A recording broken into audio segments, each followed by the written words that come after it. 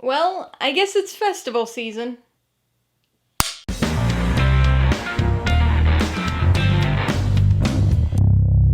Hey everybody, welcome to Mainely Movies. Today I'm going to be talking about my top 5 Sundance Film Festival movies. If you're new here, please consider subscribing for a variety of movie-related content like reviews, rank lists, and trailer reactions.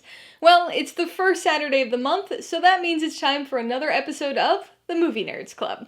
With the 2021 Sundance Film Festival just wrapping up a few days ago, we decided to make Sundance our theme for February.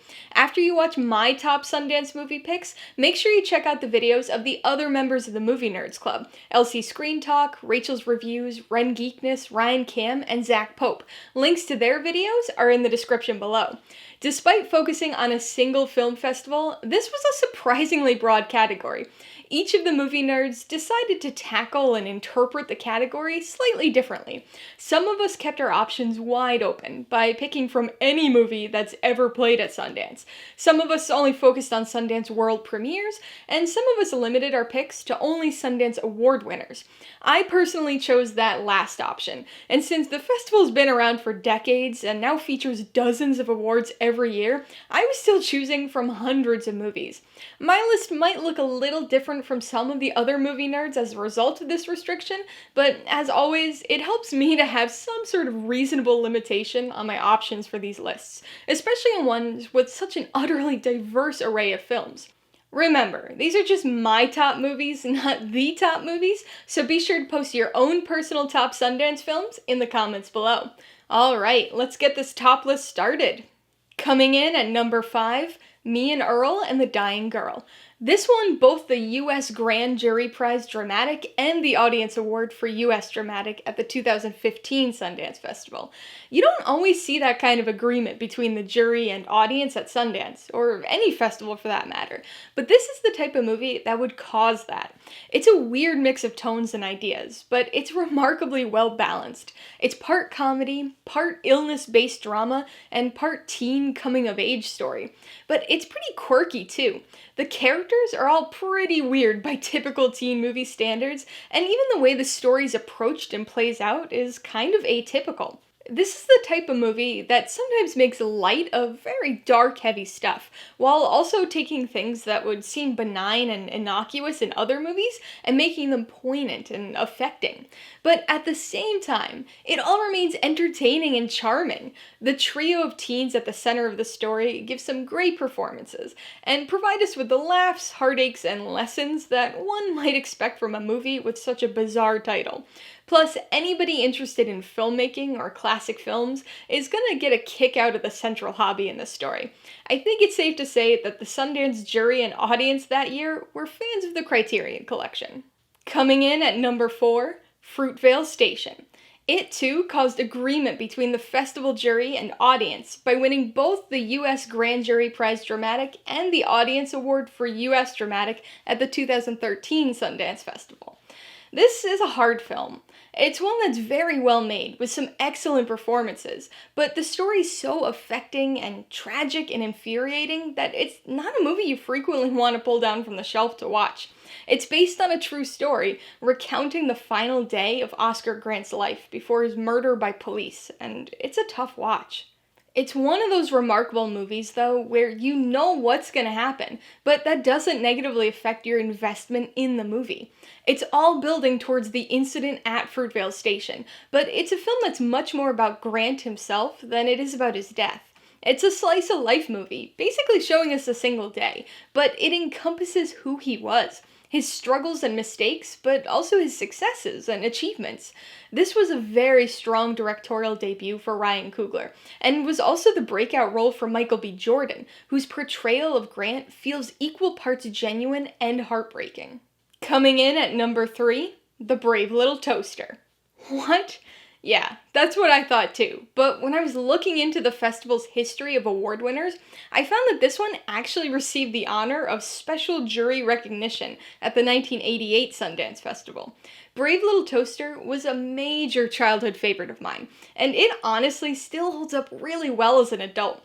It's kind of like a bizarre precursor to Toy Story in a way, with a set of appliances getting attached to their former child owner. It sounds really weird on paper if you've never seen it before, but it's such a good movie. It's one of those animated films that spans the gap between being a kid's movie and being one aimed at older audiences. Certainly having a musical starring a talking toaster going on an adventure puts a bit of weight on the kids' movie side of the scale, but this film does things that you didn't see Disney or even Don Bluth do at the time. It's got some surprisingly deep and serious underlying themes to it, much more reminiscent of what we later see with Pixar, and it's also kind of scary at points. Obviously not scary as an adult, but it was intense as a little kid. I distinctly remember being, if not scared, put very much on edge by the air conditioner, the whole B-movie sequence at the appliance part shop, and of course, the junkyard. It's not a movie that I really ever hear people talk about, but I think it's incredibly underrated. Coming in at number 2, Whiplash. It won both the U.S. Grand Jury Prize Dramatic and the Audience Award for U.S. Dramatic at the 2014 Sundance Festival. This movie surprised the hell out of me. I didn't see it in theaters, and even though people were praising it endlessly, I wasn't really convinced that it was going to be a movie I'd like. I love music, but the idea of a drama about a student jazz drummer and his band leader didn't really sound all that interesting to me. But holy crap was I wrong.